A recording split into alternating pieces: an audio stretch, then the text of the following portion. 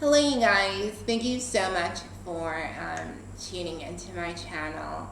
I just want to send a shout out, a quick shout out to anyone that had subscribed to my old YouTube channel, Power Ranger Princess, and found me on this one. I'm so happy to have you guys back in my fold, in my family. Um, it's been a while since I've been on YouTube, and there's a reason for that. I'm growing and I'm evolving and I'm trying to morph into a new version of me, a better version of me, hopefully a wiser version of me. So, quick shout out to all my old subscribers. Quick shout out to my new subscribers, anyone who's just joined. Thank you so much. I mean, whenever I see anyone's name pop up, I always get excited.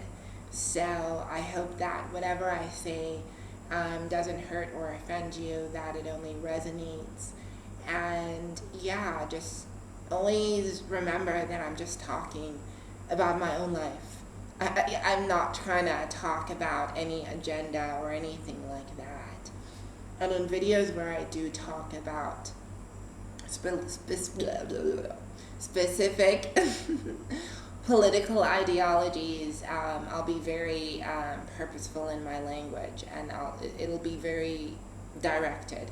But in most of my content, I'm going to be talking about crazy shit that's been going down in my life. So, with that long intro out of the way, y'all, dating in Asia is not for the faint-hearted. So, I came to Thailand last year in October. I moved here to teach, to learn Thai, to learn about Buddhism. But essentially, I wanted to,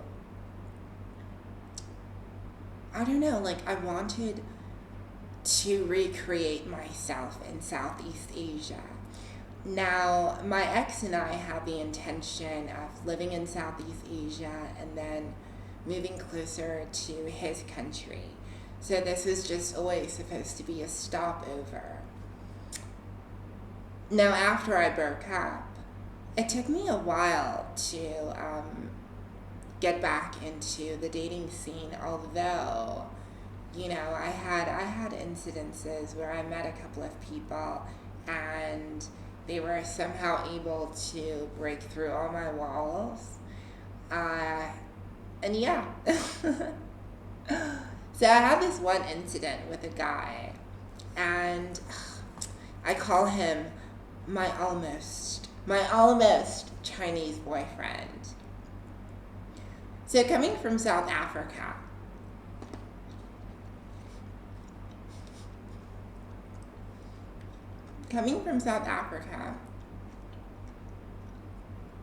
there is an Asian population, but it's primarily people that are descendants from India, Pakistan, and those places, and Malaysia. But there is a smaller Chinese population.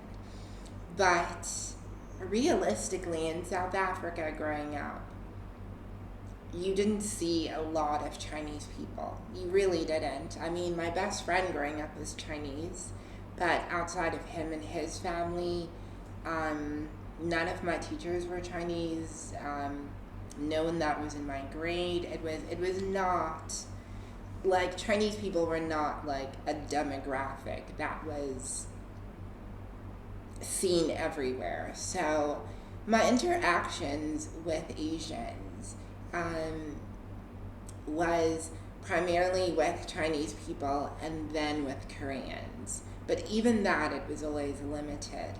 It was only when I left the country and came to Thailand where, for the first time in my life, I was an absolute minority in a place, in a community, in a space with a group of people that I'd never had too many interactions with outside of my childhood best friend. Now it's funny, like a lot of people in the West and even in South Africa will make jokes about how Asians are not attractive, this, that, and the other. I mean, we've grown up with a lot of Asian hate. Like we've grown up hearing it and it being accepted, especially if you grew up in the late 90s to early noughties. It was very common.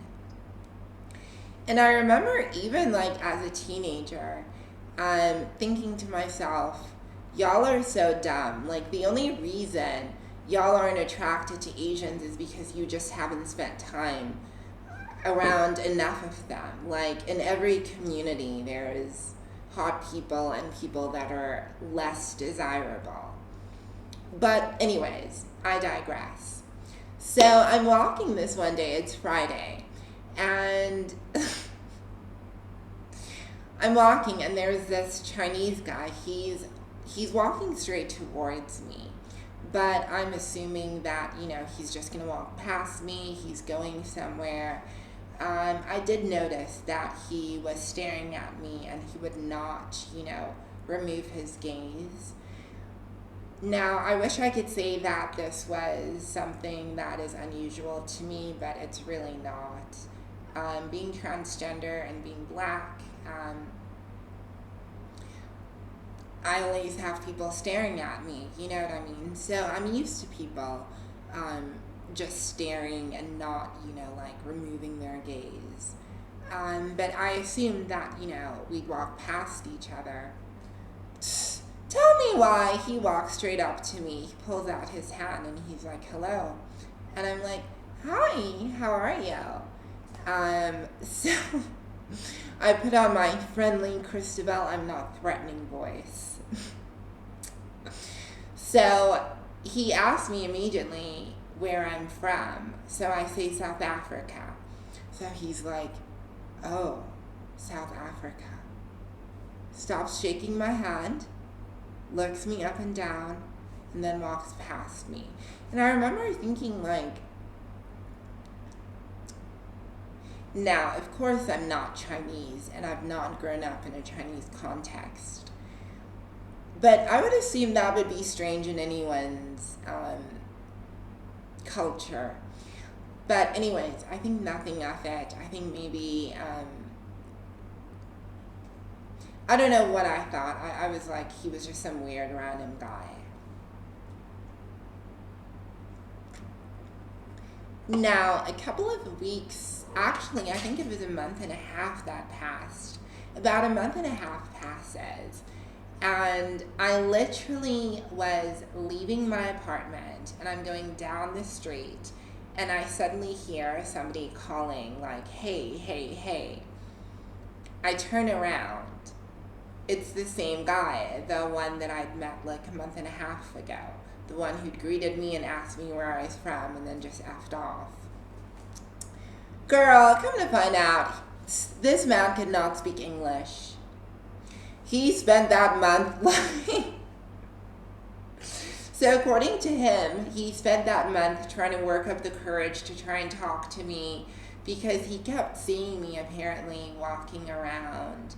And when I walk, I'm in my own world. You literally have to stop me. But we get to talking and we're using Google Translate. Now, fuck, this boy was cute. He was so cute though. He really, really was. And I'm just standing there and like we're trying to talk like using Google Translate and we're trying to organize a date. But I think it started raining or something and I needed to get something at the 7-Eleven. So we just exchanged numbers and it ends there. It's at this point we start talking and he was just telling me how shy he was and he doesn't really feel comfortable approaching women and he's never really interacted or talked to anybody who was black. So I guess he just got nervous and his immediate reaction was to like run off. And I would love to say that that's an isolated situation, but I've had people react to my blackness in interesting ways. Case in point, I was teaching, right? And at the school that I was teaching at, I had to do playground duty. Now, in playground duty, there is, the swing sets and everything. There was a little Thai European boy, like mixed Thai and white boy, playing on the swings, but he was holding on to the swings and standing. So I walk from behind him and I tap him on the shoulder to be like, sweetheart, I need you to get down from there and sit. He turns around, looks at me, starts doing this, like starts shaking, his eyes go like this, and he fell backwards. He literally fell backwards, hurt himself, started crying. I had to take this boy to the nurse. So, yeah, people have reactions when they see me. So, I was kind of like, cool, whatever. Do you still want to hang out? So he was really interested to hang out. We arranged that we would meet up that following Friday because I had to do some stuff. And, oh my gosh, I wish that, you see, this is part of the reason why I try to date other people that speak English, because what happened when he arrived and had asked where I was, he came, I was sitting with my friends. I think because there were other people there and other people were speaking English, he did not know how he would fit into that space. And he decided to end up leaving, and I stayed with my friends. And I asked him, why didn't you stay? Like, why didn't you, chill? You could have just hung out with me and we could have talked. And not in so many words, and of course I'm going to be a lot kinder and a lot more delicate about how he relayed the message. But I think he saw me in that space and he realized that on top of the fact that there was a language barrier, on top of the fact that I was who I was, he had never integrated himself into mixed or diverse spaces. And yeah, he knew he would not be able to. It was one of those things where you kind of want to ride the black horse, but you don't want to hang out with the black horse. You don't want to get to know the black horse. You don't want to buy the black horse. You just, or in his case, you wanted the black horse to ride him. So it didn't work out. Bless, I think everyone out here is looking for different things. My dating experience has been one where a lot of guys are just looking to taste that dark forbidden, dark forbidden fruit, that berry, and, say that they've done it and move on to the next best thing. And I see that, and initially it used to really trigger me, because I was like, initially, when somebody only wants to be with you because you are some exotic fetish, you're some exotic fetish with tits and a big dick, and they don't see anything past that, it leaves you feeling really depleted and almost bitter. And I never want to be in that space, I really don't want to be in that space. I've been angry and depressed for so many years in my life. 2024 is not for that. So I just said, hey, I understand. I wish you the best. I hope you find whatever it is that you're looking for. Now, here's the kicker. Back in the day when I was like 25, 27, I was so broken that the broken part of me would have aligned to his desires, and I would have willingly stepped away from my friends, stepped away from what I was doing, and gone into his hotel room and had sex with him, believing that just because I'm really a nice person and I'm genuine, that once he gets to know me, not only is he going to have amazing sex, but he's really going to get to know the real me, that all of his prejudices will fall away.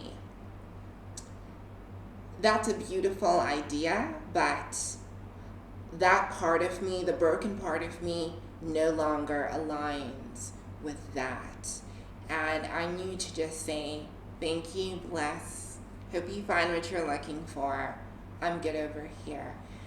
Because I think now at 34, I'm in this new country, I'm trying to date, and I'm trying to find the one. But before I find the one, it's important that I am solid and grounded in what I'm looking for and what I want. Dating in Asia is so much fun. It's wild, it's chaotic, it's you meet some of the most amazing people, and it challenges your preconceived notions about life, about people, about yourself. But ultimately, it's an adventure. Have fun. Be safe. Don't hurt anyone. Don't hurt yourself. Don't hurt anyone else.